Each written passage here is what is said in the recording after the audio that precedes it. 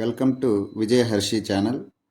ఇప్పుడు సిక్స్త్ క్లాస్లో ఉండే సెకండ్ చాప్టర్ పూర్ణాంకాలు.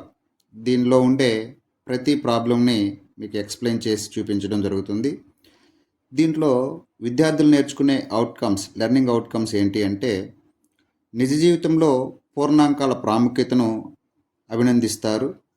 ఇచ్చిన పూర్ణాంకం యొక్క పూర్వ సంఖ్య మరియు ఉత్తర సంఖ్యను వ్రాయగలరు. సంఖ్యారేఖపై పూర్ణాంకాలను సూచించగలరు. సంఖ్యారేఖపై పూర్ణాంకాల సంకలనము, వ్యవకలనము మరియు గుణకారం చేయగలరు.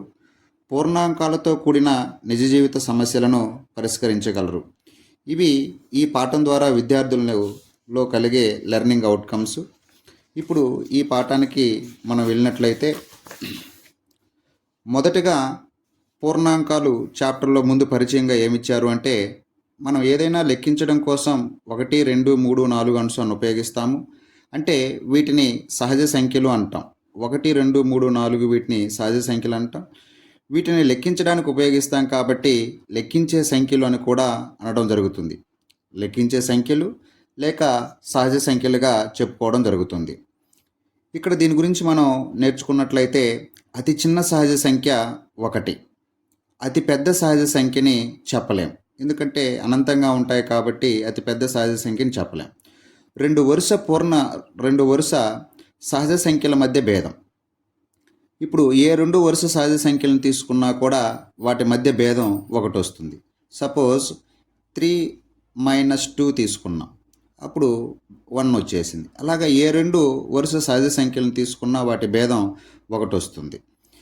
తర్వాత ఇక్కడ ఉండే కాన్సెప్టు పూర్వ సంఖ్య మరియు ఉత్తర సంఖ్య. ఇప్పుడు మొదటగా ఇక్కడ ఉత్తర సంఖ్య గురించి డిస్కస్ చేయడం జరిగింది. మనం ఏ సంఖ్య తీసుకుంటామో దానికి 1ని కలిపిన ఉత్తర సంఖ్య వస్తుంది. ఇప్పుడు 16 యొక్క ఉత్తర సంఖ్య 16 + 1 17 +1 యాడ్ చేయాలి. 19 యొక్క ఉత్తర సంఖ్య 19 + 1 20. ఇలాగే ఏ సంఖ్యకైనా ఉత్తర సంఖ్య చెప్పాలి అనుకుంటే 1ని కలపాలి. ఇప్పుడు ఫర్ ఎగ్జాంపుల్ n యొక్క ఉత్తర సంఖ్య, nకి ఉండే ఉత్తర సంఖ్య ఏంటి? దానికి 1 కలపాలి, n + 1 అని జనరల్గా కూడా అడగడానికి అవకాశం ఉంటుంది. నేరుగా న్యూమరికల్ వాల్యూసే కాకుండా జనరల్గా కూడా అడగడానికి అవకాశం ఉంది. x యొక్క ఉత్తర సంఖ్య x + 1 అని కూడా మనం గమనించాలి. అట్లాగే పూర్వ సంఖ్యని చెప్పాలి అనుకుంటే, పూర్వ సంఖ్య ఇచ్చిన సంఖ్య నుండి 1ని తగ్గించినట్లయితే వచ్చే విలువే ఆ సంఖ్య యొక్క పూర్వ సంఖ్య అవుతుంది. ఇప్పుడు 17 యొక్క పూర్వ సంఖ్య, 17లో నుంచి 1ని తీసివేయాలి, అప్పుడు 16. కాబట్టి 17 యొక్క పూర్వ సంఖ్య 16 అవుతుంది. 20 యొక్క పూర్వ సంఖ్య, 20లో నుంచి 1 తీసివేస్తే 19. ఇలాగా వీటికి పూర్వ సంఖ్యలు చెప్పవచ్చు. అట్లాగే జనరల్గా కానీ మనం డిస్కస్ చేసినట్లయితే, n యొక్క పూర్వ సంఖ్య n - 1. అంటే ఏ సంఖ్య ఇచ్చారో దానిలోంచి 1ని తగ్గించాలి.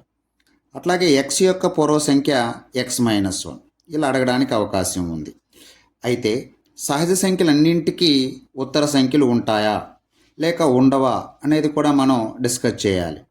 ఇప్పుడు ప్రతి సహజ సంఖ్యకి కూడా ఉత్తర సంఖ్య ఉంటుంది. 1 యొక్క ఉత్తర సంఖ్య 2, 2 యొక్క ఉత్తర సంఖ్య 3, 3 యొక్క ఉత్తర సంఖ్య 4. ఇలాగా ప్రతి సహజ సంఖ్యకి ఉత్తర సంఖ్య ఉంటుంది. కాబట్టి ఒకవేళ మనకు సత్యము అసత్యం కింద అడిగినట్లయితే, అన్ని సహజ సంఖ్యలకి ఉత్తర సంఖ్యలు ఉంటాయి అని ఇచ్చినట్లయితే సత్యము అని చెప్పాలి. ఒకవేళ ఇప్పుడు పూర్వ సంఖ్యల గురించి మనం డిస్కస్ చేస్తే, 3 యొక్క పూర్వ సంఖ్య 2, 2 యొక్క పూర్వ సంఖ్య 1, 1కి పూర్వ సంఖ్య ఉందా అంటే లేదు. సహజ సంఖ్యల్లో 1కి పూర్వ సంఖ్య లేదు. కాబట్టి అన్ని సహజ సంఖ్యలకి పూర్వ సంఖ్యలు ఉన్నాయా అంటే లేవు అని చెప్పాలి. ఒకవేళ సత్యము అసత్యం క్రింద అడిగే పని అయితే, అన్ని సహజ సంఖ్యలకి పూర్వ సంఖ్యలు ఉంటాయి అని ఇచ్చినప్పుడు మనం దాన్ని అసత్యంగా గుర్తించాలి. ఎందుకనంటే 1కి పూర్వ సంఖ్య లేదు కాబట్టి. అది ఒక రకంగా బిట్ అడగడానికి అవకాశం ఉంది. లేక ఇంకొక రకంగా ఎలా అడగవచ్చు అంటే, ఏ సహజ సంఖ్యకి పూర్వ సంఖ్య లేదు అంటే మనం ఏం చెప్పాలి? 1కి పూర్వ సంఖ్య లేదు అని చెప్పాలి. అది ఒక ఇంపార్టెంట్ పాయింట్ గమనించాలి. ఇదే పూర్వ సంఖ్యలు ఉత్తర సంఖ్యల మీద ఇక్కడ ప్రయత్నించండిలో ఒకసారి మనం గమనించినట్లయితే, క్రింది సంఖ్యలకి పూర్వ సంఖ్య మరియు ఉత్తర సంఖ్యలను రాయము. ఇప్పుడు 19 యొక్క పూర్వ సంఖ్య చూస్తే 18, 19 యొక్క ఉత్తర సంఖ్య 20. అట్లాగా ఈ సంఖ్యలకి పూర్వ సంఖ్యలు ఉత్తర సంఖ్యలు చెప్పవచ్చు. ఇక్కడ సెకండ్ ప్రాబ్లం, పూర్వ సంఖ్య లేని ఏదైనా సహజ సంఖ్య ఉందా అంటే ఉంది అని చెప్పాలి. ఏది అది? 1కి పూర్వ సంఖ్య లేదు. ఉత్తర సంఖ్య లేని ఏదైనా సహజ సంఖ్య ఉందా అంటే అలాంటి సహజ సంఖ్యలు ఏమీ లేవు. అన్ని సహజ సంఖ్యలకి ఉత్తర సంఖ్యలు ఉంటాయి. సహజ సంఖ్యల చివరి సంఖ్య ఏది? సహజ సంఖ్యల్లో చివరిది అంటే ఇవి అనంతంగా ఉంటాయి కాబట్టి ఇది చివరిది అని మనం చెప్పడానికి కుదరదు. ఇట్లాగా ఈ పూర్వ సంఖ్యలు ఉత్తర సంఖ్యల మీద ఇంకా మనకు ఇంకే రకంగా అడగొచ్చు. ఇదే కాన్సెప్ట్ని మనకు సాంఖ్యక శాస్త్రంతో కూడా లింక్ చేసి అడగడానికి అవకాశం ఉంది. ఎలా అడుగుతారు అంటే, సపోజ్ n యొక్క పూర్వ మరియు ఉత్తర సంఖ్యల సగటు ఎంత? n అనే ఒక సహజ సంఖ్య ఇచ్చేసి దానికి పూర్వ మరియు ఉత్తర సంఖ్యల యొక్క సగటు ఎంత అని ప్రశ్న అడగడానికి అవకాశం ఉంది. అంటే కాన్సెప్ట్ ఏమో పూర్ణాంకాలది, దీన్ని సాంఖ్యక శాస్త్రంలో కూడా అడగడానికి అవకాశం ఉంది. వీళ్ళు చెప్పినట్లుగా n యొక్క పూర్వ సంఖ్య n-1, n యొక్క ఉత్తర సంఖ్య n+1. ఇవి ఇక్కడ తీసుకోవలసిన డేటా. ఈ రెండింటికి ఏం కనుక్కోమన్నారు? సగటు. సగటు అంటే రాసుల మొత్తము బై రాసుల సంఖ్య. ఇక్కడ ఎన్ని రాసులు ఉన్నాయి? 2 రాసులు ఉన్నాయి. ఇప్పుడు n-1 ప్లస్ n+1, -1 + 1 0 అయిపోతుంది. n + n 2n/2, 2 cancel n. ఇలాగా మనకు సాంఖ్యక శాస్త్రంలో కూడా అడగడానికి అవకాశం ఉంది. లేక ఓన్లీ n యొక్క పూర్వ మరియు ఉత్తర సంఖ్యల మొత్తం ఎంత? n యొక్క పూర్వ మరియు ఉత్తర సంఖ్యల మొత్తం ఎంత అంటాడు. n యొక్క పూర్వ సంఖ్య n-1, n యొక్క ఉత్తర సంఖ్య n+1, వాటి మొత్తము. అప్పుడు n + n 2n, -1 + 1 0 అయిపోతుంది, 2n అని చెప్పాలి. ఇలా మొత్తం అడగొచ్చు, సగటు కూడా అడగడానికి అవకాశం ఉంది. లేక ఇంకా ఎలా అడగొచ్చు అంటే, మొదటి 10 సహజ సంఖ్యల యొక్క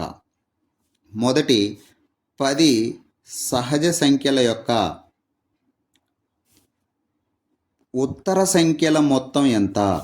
ఉత్తర సంఖ్యల మొత్తం ఎంత? మొదటి 10 సహజ సంఖ్యల ఉత్తర సంఖ్యల మొత్తం ఎంత? ఇలాంటి ప్రశ్నలు ఇక్కడ ఫ్రేమ్ చేయడానికి అవకాశం ఉంది. అంటే ముందుగా మనం ఏం చేయాలి? మొదటి 10 సహజ సంఖ్యలకి ఉత్తర సంఖ్యలు రాయాలి. అసలు ఏంటి మొదటి 10 సహజ సంఖ్యలు అంటే 1 to 10. వీటికి ఉత్తర సంఖ్యలు రాయాలి. కాబట్టి 1కి ఉత్తర సంఖ్య 2, తర్వాత 3, అలా రాసుకుంటూ వెళ్తే 10 యొక్క ఉత్తర సంఖ్య 11. ఇచ్చినవేమో మొదటి 10 సహజ సంఖ్యలు, వాటికి ఉత్తర సంఖ్యలు రాశాం. ఈ ఉత్తర సంఖ్యల మొత్తం అడిగింది. అంటే 2 + 3 అండ్ సో ఆన్ +11. ఇవి కొద్దిగా కాబట్టి మనం నార్మల్గా కూడా యాడ్ చేసుకోవడానికి అవకాశం ఉంటుంది. ఎక్కువ ఉన్నట్లయితే వీటిని నార్మల్గా యాడ్ చేసేటప్పుడు మనం సమయం వృధా అయిపోతుంది.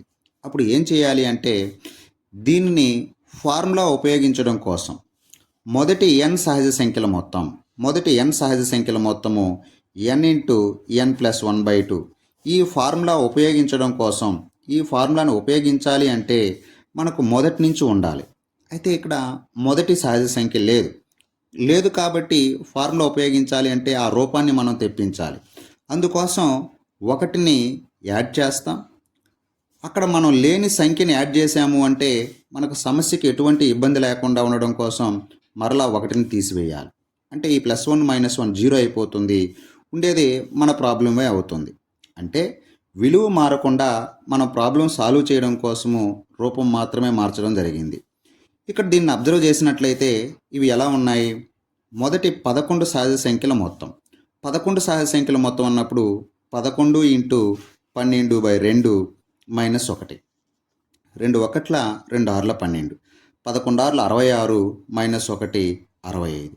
ఇలాంటివి మనకు ప్రశ్నలు ఇక్కడ అడగడానికి అవకాశం ఉంది. అంతేకాని పాఠ్యపుస్తకంలో పూర్వ సంఖ్య ఉత్తర సంఖ్య ఉన్నాయి కదా, వచ్చేసింది కదా అనుకుంటే మనకు టెట్ డిఎస్సిలో ఆ రకమైన ప్రశ్నల్ని, ఆ రకమైన కాన్సెప్ట్ని ఇక్కడ ఈ రూపంలో ప్రశ్నలు అడగడానికి అవకాశం ఉంటుంది. కాబట్టి ఇక్కడ వాటిని చెప్పిన విధంగా రాసుకోవడం, ఫార్ములా ఉపయోగించడం కోసం ఏది తగ్గింది, ఆ తగ్గిన దాన్ని మనం కలుపుకొని మరొక వైపు తీసివేసుకోవాలి. అంటే విలువ మారకూడదు కాబట్టి అలా చేసుకుంటూ రావాలి. ఇవి పూర్వ ఉత్తర సంఖ్యల మీద ఇక్కడ అడగడానికి అవకాశం ఉంది.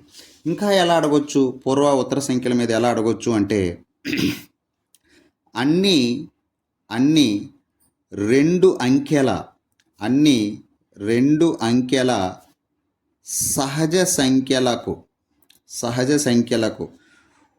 ఉత్తర సంఖ్యలను రాసిన వాటిలో కూడా 2 అంకెలు ఉంటాయి అని ఒక సత్యము అసత్యం కింద ప్రశ్న అడగడానికి అవకాశం ఉంది. అన్ని 2 అంకెల సహజ సంఖ్యలకు ఉత్తర సంఖ్యలను రాసిన వాటిలో కూడా 2 అంకెలు ఉంటాయి.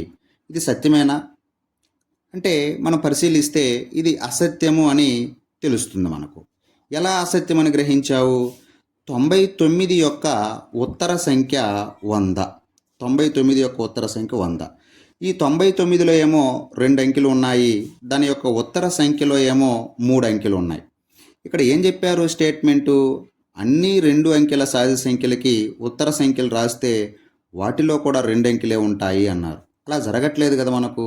కాబట్టి అక్కడ ఇచ్చిన స్టేట్మెంట్ని అసత్యంగా మనం పరిగణించాలి. అట్లాగే అన్ని 2 అంకెల సహజ సంఖ్యలకు పూర్వ సంఖ్యలను రాసిన వాటిలో కూడా 2 అంకెలే ఉంటాయి అని కూడా ప్రశ్నని ఫ్రేమ్ చేయడానికి అవకాశం ఉంటుంది. అన్ని 2 అంకెల సహజ సంఖ్యల పూర్వ సంఖ్యలలో కూడా 2 అంకెలే ఉంటాయి అన్నప్పుడు అది కూడా అసత్యమే. కారణం ఏంటి అంటే 10 యొక్క పూర్వ సంఖ్య వచ్చేసి 9. 10లో 2 అంకెలు ఉన్నాయి, దాని పూర్వ సంఖ్య కానీ మనం గమనించినట్లయితే దానిలో 1 అంకె మాత్రమే ఉంది. కాబట్టి ఇది అసత్యం అని చెప్పాలి. అంటే ఓవరాల్గా ఇక్కడ మనం గమనించాల్సింది అన్ని 2 అంకెల సహజ సంఖ్యలకు ఉత్తర సంఖ్యలు రాసినట్లయితే వాటన్నింటిలో 2 అంకెలే ఉండాల్సిన అవసరం లేదు. ఇలా లేనిది మనం ఇక్కడ గమనిస్తే 100 కనిపించేసింది.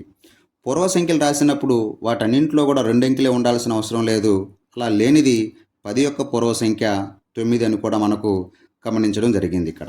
ఇలాగా ఉత్తర పూర్వ సంఖ్యల మీద మనకు ఆ రకమైన బిట్లు అడగడానికి అవకాశం ఉంది. ఇది సహజ సంఖ్యలకు సంబంధించి. ఇక్కడ గుర్తుపెట్టుకోవాల్సింది మొదటి n సహజ సంఖ్యల మొత్తం అనేది కూడా గుర్తుపెట్టుకోవాలి. నెక్స్ట్ ఇక్కడ మనం గమనించినట్లయితే ఈ సహజ సంఖ్యలకి కొంత మార్పు చేసినట్లయితే ఈ సహజ సంఖ్యలకి 0 అనే ఇంకొక సంఖ్యను కలపడం వలన ఈ మొత్తం సంఖ్యా సమితిని ఏం పిలవడం జరుగుతుంది? పూర్ణాంకాలు అంటే 0, 1, 2, 3 అండ్ సో ఆన్. వీటన్నింటి మొత్తాన్ని మనం పూర్ణాంకాలు అంటాం. పూర్ణాంకాలని W అనే అక్షరంతో సూచించడం జరుగుతుంది. ఇక్కడ మనం గమనించినట్లయితే ఇక్కడ ప్రయత్నించండిలో కొన్ని ప్రశ్నలు ఇవ్వడం జరిగింది. సహజ సంఖ్యలన్నీ పూర్ణాంకాలు అవుతాయా అన్నారు. సహజ సంఖ్యలన్నీ పూర్ణాంకాలు అవుతాయా? ఇక్కడ మనం చూస్తే ఇక్కడ 1 నుంచి ఉన్నాయి. ఈ సహజ సంఖ్యలన్నీ కూడా పూర్ణాంకాల లిస్టులోనే ఉన్నాయి కాబట్టి అవుతాయి అని చెప్పాలి. అయితే ఇంకొక ప్రశ్న ఉంది ఇక్కడ. పూర్ణాంకాలన్నీ సహజ సంఖ్యలు అవుతాయా అన్నారు. ఇప్పుడు చూస్తే ఈ పూర్ణాంకాలు ఇవన్నీ సహజ సంఖ్యల్లో ఉన్నాయా? లేవు. ఎందుకంటే 0 అనేది పూర్ణాంకము, కానీ ఇది సహజ సంఖ్యల లిస్టులో లేదు. కాబట్టి పూర్ణాంకాలన్నీ సహజ సంఖ్యలు అవుతాయా అంటే కావు అని చెప్పాలి. ఎందుకంటే 0 అనే పూర్ణాంకము సహజ సంఖ్యల్లో లేదు. కాబట్టి ఈ 2 రకాల స్టేట్మెంట్లు కూడా గుర్తుపెట్టుకోవాలి. ఈ పూర్ణాంకాలలో అతి చిన్న పూర్ణాంకము 0, అతి పెద్ద పూర్ణాంకము చెప్పలేం. అట్లాగే 2 వరుస పూర్ణాంకాల మధ్య భేదం, ఏ 2 వరుస పూర్ణాంకాలను తీసుకున్నా, వరుసలు అంటే పక్క పక్కనే ఉండే వాటిని, ఏ 2 తీసుకున్నా వాటి మధ్య భేదము మనకు ఖచ్చితంగా 1 ఉంటుంది. అది కూడా ఒక పాయింట్ గుర్తుపెట్టుకోవాలి. ఇక్కడ ఇది కూడా డిస్కస్ చేసాం. అతి పెద్ద పూర్ణాంకం ఏది అంటే చెప్పలేం. తర్వాత ఈ పూర్ణాంకాలకే మనము ఈ పూర్వ సంఖ్యలు ఉత్తర సంఖ్యలు కానీ మనం గమనించినట్లయితే 0 యొక్క ఉత్తర సంఖ్య 1, 1 యొక్క ఉత్తర సంఖ్య 2, 2 యొక్క ఉత్తర సంఖ్య 3 అండ్ సో ఆన్. కాబట్టి 1, 2, 3 అండ్ సో ఆన్ ఇవన్నీ కూడా పూర్ణాంకాల యొక్క ఉత్తర సంఖ్యలు. ఒకసారి బాగా అబ్జర్వ్ చేస్తే ఇవన్నీ కూడా సహజ సంఖ్యలుగా మనకు కనిపిస్తూ ఉన్నాయి. అంటే ఇది కూడా గుర్తుపెట్టుకోవాల్సిన ముఖ్యమైన అంశం. పూర్ణాంకాల యొక్క ఉత్తర సంఖ్యలను కానీ మనం గమనించినట్లయితే అది ఎటువంటి సంఖ్యా సమితిగా ఉంది అంటే సహజ సంఖ్యా సమితిగా ఉన్నది. ఓకేనా, అది ఒక పాయింట్. నెక్స్ట్ ఇంకా ఏం చెప్పవచ్చు అంటే అన్ని పూర్ణాంకాలకు ఉత్తర సంఖ్యలు ఉంటాయి. ప్రతి ఏ పూర్ణాంకం తీసుకున్నా కూడా అక్కడ ఉత్తర సంఖ్యలు చెప్పగలం. నెక్స్ట్ ఈ పూర్వ సంఖ్యలు కానీ మనం గమనించినట్లయితే 2 యొక్క పూర్వ సంఖ్య 1, 1 యొక్క పూర్వ సంఖ్య 0, 0 యొక్క పూర్వ సంఖ్య ఉందా అంటే ఈ పూర్ణాంకాలలో లేదు. కాబట్టి ఇలా గుర్తుపెట్టుకోవాలి. ఏమని అడుగుతారు అంటే పూర్వ సంఖ్య లేనటువంటి పూర్ణాంకం ఏంటి అంటే 0 అని గుర్తుపెట్టుకోవాలి. అన్ని పూర్ణాంకాలకి పూర్వ సంఖ్యలు ఉంటాయా అంటే ఉండవని చెప్పాలి. లేనిదేంటి 0. అన్ని పూర్ణాంకాలకి ఉత్తర సంఖ్యలు ఉంటాయి అంటే ఉంటాయి అని చెప్పాలి, కరెక్ట్ అని చెప్పాలి. ఆ ఉత్తర సంఖ్యలు అన్నింటినీ కానీ మనం గమనించినట్లయితే సహజ సంఖ్యలుగా కనిపిస్తాయి. అదే ఇక్కడ కూడా దీని మీద ఇంకొక బిట్ అడగడానికి అవకాశం ఉంది. ఏమడుగుతారు అంటే క్రింది వాటిలో ఏ సంఖ్య పూర్ణాంకం అవుతుంది కానీ సహజ సంఖ్య కాదు అని అడుగుతారు. క్రింది వాటిలో ఏ సంఖ్య పూర్ణాంకం అవుతుంది కానీ సహజ సంఖ్య కాదు అంటారు. ఒక ఆప్షను 0, ఒక ఆప్షను -1, ఒక ఆప్షను 1, ఒక ఆప్షన్ 2 ఇలా ఇవ్వడం జరుగుతుంది. ఏమడిగారు ప్రశ్న? క్రింది వాటిలో ఏ సంఖ్య పూర్ణాంకం అవుతుంది కానీ సహజ సంఖ్య కాదు అన్నారు. ఇక్కడ నుంచి గమనిద్దాం. 2 అనేది పూర్ణాంకం అవుతుంది మరియు సహజ సంఖ్య అవుతుంది. కాబట్టి ఇది మన సమాధానం కాదు. 1 చూద్దాం. ఇది కూడా పూర్ణాంకం అవుతుంది మరియు సహజ సంఖ్య అవుతుంది. ఇది కూడా మన సమాధానం కాదు. -1 చూద్దాం. -1 అనేది అసలు పూర్ణాంకం కూడా కాదు. ఎందుకంటే మన ప్రశ్నలో ఏమడిగారు? పూర్ణాంకం కావాలి మరియు సహజ సంఖ్య కాకూడదు అన్నారు. అసలు -1 అనేది పూర్ణాంకమే కాదు కాబట్టి అసలు దీన్ని మనం పరిశీలించాల్సిన అవసరం లేదు. 0ను కానీ మనం పరిశీలించినట్లయితే ఇది పూర్ణాంకం అవుతుంది కానీ సహజ సంఖ్య కాదు. కాబట్టి ఈ ఆప్షన్ని మనం గుర్తించాలి. కాబట్టి ఇలా ఇక్కడ అడగడానికి అవకాశం ఉంది. తర్వాత సంఖ్యారేఖ, పూర్ణాంకాలకు సంబంధించి సంఖ్యారేఖ వేసేటప్పుడు 0 నుంచి ప్రారంభించి కుడి చేతి వైపుకి విలువను పెంచుకుంటూ వెళ్తాం. 1, 2, 3, 4 అంటే కుడి చేతి వైపు పోయే కొలది విలువ పెరుగుతుంది.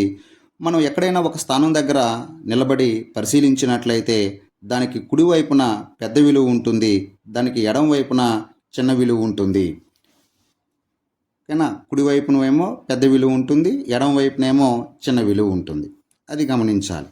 ఇక్కడ ఇలా కూడా అడగడానికి అవకాశం ఉంది. 2 మరియు 4 బిందువుల మధ్య దూరం, 2 మరియు 4 బిందువుల మధ్య దూరం ఇక్కడ 2 యూనిట్లుగా ఉంటుంది. ఇదొక యూనిట్, ఇదొక యూనిట్, 2 యూనిట్లుగా ఉంటుంది.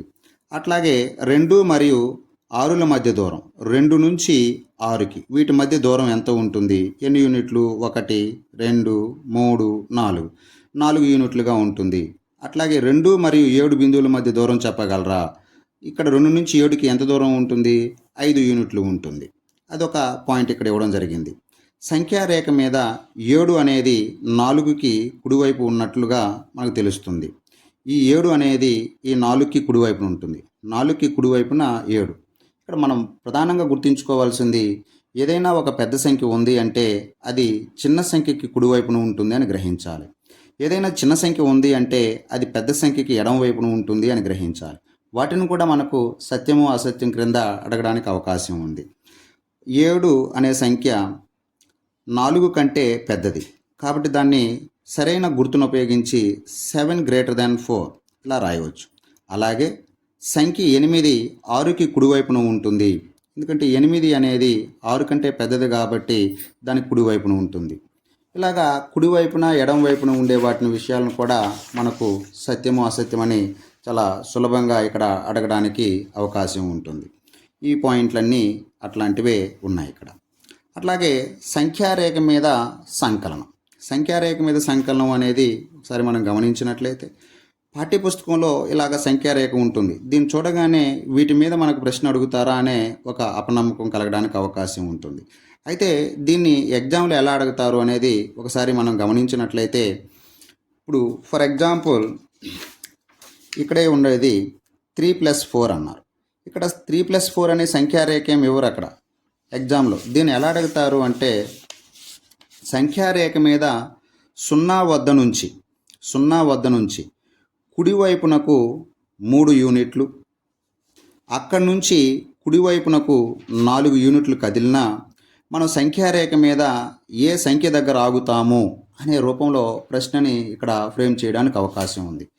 సంఖ్యారేఖ మీద 0 వద్ద ప్రారంభమై దానికి కుడివైపుకి 3 యూనిట్లు, మరలా అక్కడ నుంచి కుడివైపుకి 4 యూనిట్లు కదిలిన సంఖ్యారేఖ మీద ఏ సంఖ్య వస్తుంది అంటారు. అంటే ఇక్కడ కుడివైపుకు అనగానే ప్లస్ పెట్టాలి, ఒకవేళ ఎడం వైపుకు కదిలితే మైనస్ పెట్టాలి. కాబట్టి 0 నుంచి కుడివైపుకి 3 యూనిట్లు కదిలాం కాబట్టి 0 + 3.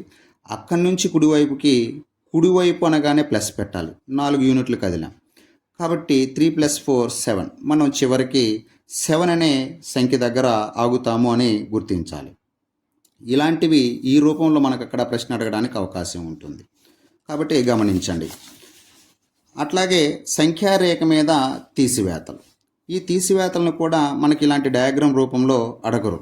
ఎలా అడుగుతారు అంటే, సపోజ్ సంఖ్యారేఖ మీద 0 వద్ద ప్రారంభమై అక్కడి నుంచి కుడివైపునకు 8 యూనిట్లు, అక్కడి నుంచి ఎడం వైపునకు 3 యూనిట్లు కదిలినా చివరికి ఏ సంఖ్య దగ్గర ఆగుతాము అంటారు. 0 వద్ద ప్రారంభమై కుడివైపునకు 8 యూనిట్లు, అక్కడ నుంచి ఎడం వైపునకు 3 యూనిట్లు కదిలిన సంఖ్యారేఖ మీద ఏ సంఖ్య దగ్గర ఆగుతాము, లేక సమాధానం ఎంత అని కూడా అడగవచ్చు. 0. కుడివైపు అనగానే +8, అక్కడ నుంచి ఎడం వైపు అన్నారు, ఎడం వైపు అనగానే -3 కాబట్టి 8 - 3 అనేది 5. చివరికి మనం 5 అనే పూర్ణాంకం దగ్గర ఆగడం జరుగుతుంది. కాబట్టి ఇలాగ సంఖ్యారేఖ మీద ఉండే ప్రశ్నల్ని మనకు అక్కడ అడగడానికి అవకాశం ఉంది. అట్లాగే సంఖ్యారేఖపై గుణకారం. సంఖ్యారేఖపై గుణకారం అనేది ఇలాంటి బొమ్మల రూపంలో కూడా అక్కడ అడగడానికి అవకాశం లేదు. దీన్ని ఎలా అడుగుతారు అంటే, సపోజ్ 2 × 4 అనే ప్రశ్నని మనకు ఈ గుణకారం మీద అడగాలి అనుకున్నట్లయితే ఇలా మాటల రూపంలో ఇవ్వడం జరుగుతుంది. సంఖ్యారేఖపై 0 వద్ద ప్రారంభమై అక్కడి నుంచి కుడివైపునకు 2 యూనిట్లను ఒకసారిగా తీసుకొని 2 యూనిట్లను తీసుకొని అట్లాంటివి 4 సార్లు తీసుకున్నట్లయితే 0 వద్ద ప్రారంభమై 2 యూనిట్లను ఒకసారిగా తీసుకొని అటువంటివి 4 సార్లు తీసుకున్నట్లయితే ఏ సంఖ్యను పొందుతాము అంటారు. ఇక్కడ 4 సార్లు అంటే 4 టైమ్స్ అన్నప్పుడు మల్టిప్లై చేయాలి. అంటే 2 యూనిట్లను 4 సార్లు తీసుకోవాలి. 2 యూనిట్లను 4 సార్లు తీసుకోవాలి. 2 × 4 = 8 అని మనం చెప్పాల్సి వస్తుంది. ఇలాగా సంఖ్యారేఖ మీద గుణకారాన్ని అడగడానికి అవకాశం ఉంది. ఇక్కడ మీరు గమనించినట్లయితే ఇక్కడ కూడా అటువంటి వివరణ ఇవ్వడం జరిగింది. 0 నుంచి ప్రారంభించండి, ఒకేసారి 3 ప్రమాణాలను 4 సార్లు కుడివైపునకు తరలించండి, మీరు ఎక్కడికి చేరుకుంటారు అనేది అడిగారు. ఒకేసారి 3 ప్రమాణాలు అంటే 3 సార్లు అని అర్థం. 3 ప్రమాణాలు అట్లాంటివి ఎన్నిసార్లు? 4 టైమ్స్. సార్లు అని అంటే ఇక్కడ గుణించాలి, 4 టైమ్స్ అని అర్థము. 4 టైమ్స్ గుణించాలి, 4 × 3 = 12 ఇలా ఇవ్వడం జరిగింది. దీనికి సంబంధించి ఇది. అలాగే దీన్ని మనం మాటల రూపంలో చెప్పినట్లయితే ఒకేసారి 2 ప్రమాణాలను 6 సార్లు కుడివైపునకు తీసుకున్నా ఎక్కడికి చేరుకుంటాం? 6 సార్లు అనగానే 6తో గుణించాలి. 3 ప్రమాణాలను 3 సార్లు తీసుకున్నా అలా కూడా అడగవచ్చు, 3 × 3. 4 ప్రమాణాలను 2 సార్లు తీసుకున్నా అని ఇలా అడగడానికి అవకాశం ఉంది మాటల్లో. ఇక్కడ అభ్యాసం 2.1కి వచ్చినట్లయితే ఈ పాఠంలో ఒకే ఒక అభ్యాసం ఇవ్వడం జరిగింది. దాంట్లో మొదటిగా లెక్క ఇక్కడ వచ్చేసి 10,999 తర్వాత వచ్చు 3 సహజ సంఖ్యలు రాయండి. దీని తర్వాత వచ్చు సహజ సంఖ్యలు 10,999 తర్వాత నెంబరు 11,000, దాని తర్వాత 11,001 తర్వాత 11,002. ఇలాగా 3 సంఖ్యలు. ఎన్ని సంఖ్యలు రాయమంటే అన్ని సంఖ్యలు రాస్తాం. దీన్ని రేపు ప్రశ్నల్లో ఎలా అడగవచ్చు? ఇలా 3 సంఖ్యలు రాయండి అలా అడగకపోవచ్చు. 10,999 తర్వాత ఉండే 3 సహజ సంఖ్యల మొత్తం ఎంత?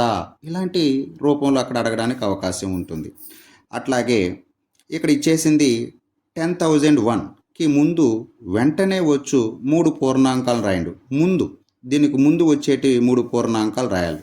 అంటే 10,000 తర్వాత 9,999 ఇలాంటివి 3 పూర్ణాంకాలు రాయండి అన్నారు. రేపు ఎగ్జామ్లో వీటి మొత్తం ఎంత ఇలా అడగడానికి అవకాశం ఉంది. లేక వాటిని ఆరోహణ క్రమంలో రాసిన, అవరోహణ క్రమంలో రాసిన, వాటి మధ్యలో ఉండే సంఖ్యను గుర్తించండి. ఇలాంటి ప్రశ్నలు అక్కడ ఫ్రేమ్ చేయడానికి అవకాశం ఉంటుంది. నెక్స్ట్, అతి చిన్న పూర్ణాంకం ఏది? అతి చిన్న పూర్ణాంకం ఏంటి? 0. అతి పెద్ద పూర్ణాంకం మనం చెప్పలేము. నెక్స్ట్, 32 మరియు 53 మధ్య పూర్ణాంకాలు ఎన్ని?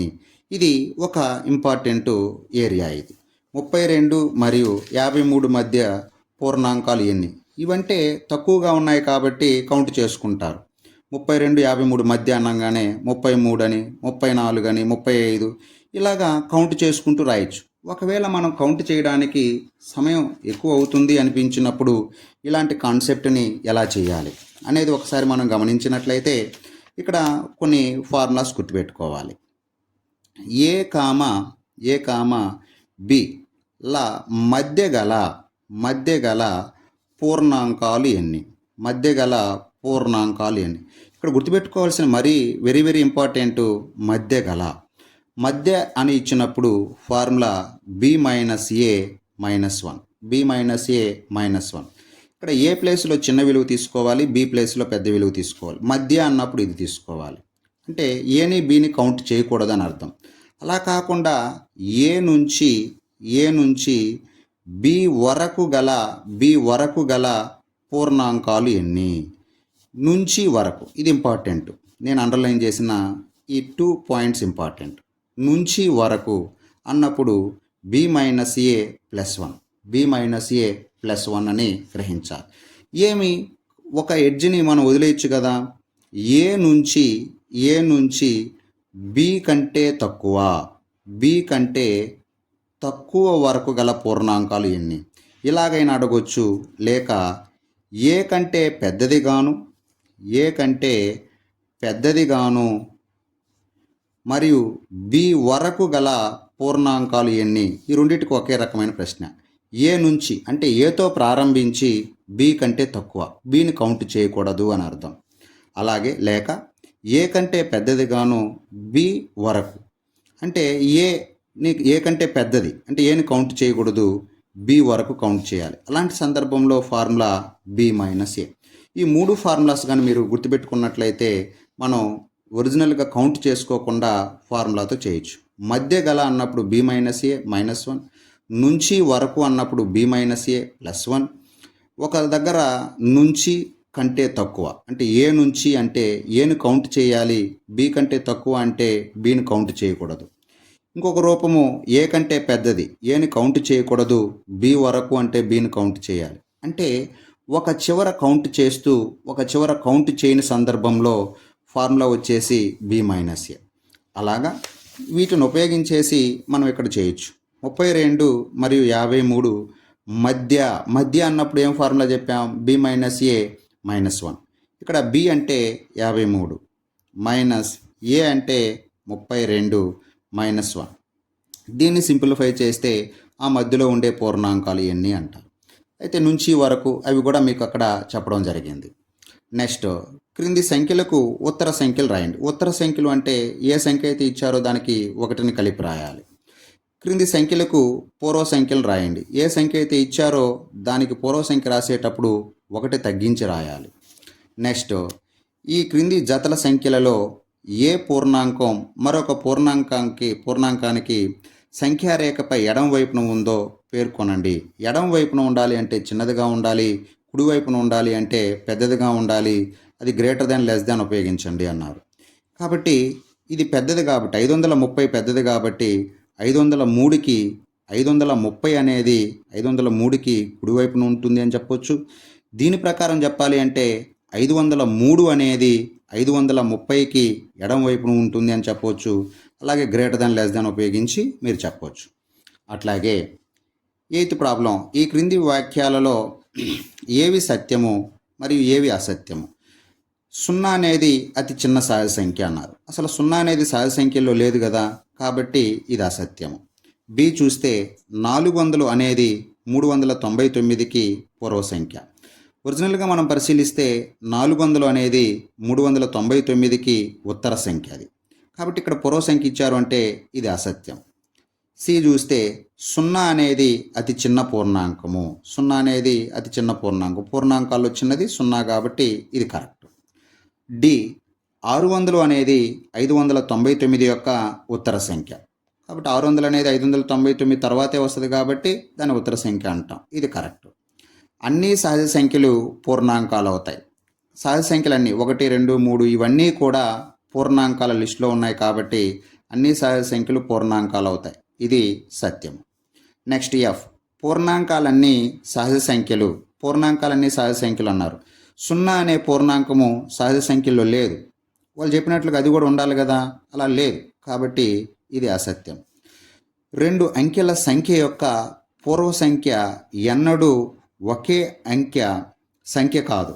ఇక్కడ ఏమిచ్చారు అంటే 2 అంకెల సంఖ్యకి తీసుకొని దాని పూర్వ సంఖ్య రాసినట్లయితే ఎప్పుడూ కూడా ఒక అంకె సంఖ్య రాదు అన్నారు. రానట్లుగా ఇచ్చారు. రాదా అంటే వస్తుంది. 10 యొక్క పూర్వ సంఖ్య 9, ఒక అంకె సంఖ్య వచ్చింది కదా. వాళ్ళు ఒక అంకె సంఖ్య కాదు అన్నారు అంటే మనం పరిశీలించిన దానికి విరుద్ధంగా ఉంది కాబట్టి జి అనేది అసత్యం. 1 అనేది అతి చిన్న పూర్ణాంకం. 1 అనేది అతి చిన్న పూర్ణాంకం అన్నారు. మామూలుగా అయితే మనకు తెలిసి అతి చిన్న పూర్ణాంకం ఏంటి? 0. కాబట్టి దానికి వ్యతిరేకంగా ఇచ్చారు కాబట్టి ఇది అసత్యం. సహజ సంఖ్య 1కి పూర్వ సంఖ్య లేదు. సహజ సంఖ్య 1కి పూర్వ సంఖ్య లేదు. కరెక్టే కాబట్టి ఇది సత్యం. పూర్ణాంకం 1కి పూర్వ సంఖ్య లేదు అన్నారు. పూర్ణాంకం 1కి పూర్వ సంఖ్య ఉంది కదా. 1 యొక్క పూర్వ సంఖ్య ఏంటి? 0. పూర్ణాంకాల్లో ఉంది కదా కాబట్టి వాళ్ళు లేదు అన్నారు కాబట్టి ఇది అసత్యం. పూర్ణాంకం 13 అనేది 11 మరియు 12 మధ్య ఉంటుంది. 13 అనేది 11కి 12కి మధ్య ఎక్కడ ఉంటుంది? 12 తర్వాత ఉంటుంది కాబట్టి మధ్యలో ఉంటుంది అన్నారు కాబట్టి ఇది అసత్యం. నెక్స్ట్ పూర్ణాంకం 0కు పూర్వ సంఖ్య లేదు అంటే 0 అనే పూర్ణాంకంకి పూర్వ సంఖ్య లేదు. కరెక్టే, మనకు తెలిసింది కూడా అదే కాబట్టి వాళ్ళు చెప్పింది కరెక్ట్, లేదనే చెప్పారు కాబట్టి ఈ వాక్యము సత్యము. నెక్స్ట్ ఎం 2 అంకెల సంఖ్య యొక్క ఉత్తర సంఖ్య ఎల్లప్పుడూ 2 అంకెల సంఖ్యగును. 2 అంకెల సంఖ్య తీసుకోవాలి, దానికి ఉత్తర సంఖ్య రాస్తే ఎల్లప్పుడు అంటే ఆల్వేస్ 2 డిజిటెడ్ నెంబరే అవుతుంది. 2 అంకెల సంఖ్యగును అన్నారు. కాబట్టి అలా జరుగుతుందా అంటే 99 యొక్క ఉత్తర సంఖ్య 100. ఆ 100లో 3 అంకెలు ఉన్నాయి, వాళ్ళేమో 2 అంకెలే ఉన్నాయి అన్నారు కాబట్టి ఆ వాక్యము అసత్యం. ఇట్లాగా ఈ అభ్యాసంలో ఇక్కడ సులభంగా తక్కువ లెక్కలే ఇవ్వడం జరిగింది. దీన్ని మనం ఇక్కడ వివరించుకోవడం జరిగింది. ఇక్కడతో 6వ తరగతిలో ఉండే 2వ చాప్టరు పూర్ణాంకాలు మీకు పూర్తిగా వివరించడం జరిగింది. దాంట్లో టెట్ డిఎస్సిలో ఏ రకంగా అడుగుతారు అనేది కూడా మీకు తెలియజేయడం జరిగింది. కాబట్టి ఇవి మీకు అందరికీ అర్థమయ్యాయి అనుకుంటున్నాను. ఇవి మిగతా మీ ఫ్రెండ్స్కి కూడా బాగా తెలియాలి, వారు కూడా నేర్చుకోవాలి అని మీకు అనిపిస్తే మీ ఫ్రెండ్స్కి కూడా ఈ లింక్ని షేర్ చేసి వాళ్ళకు కూడా తెలియజేయండి. Thank you.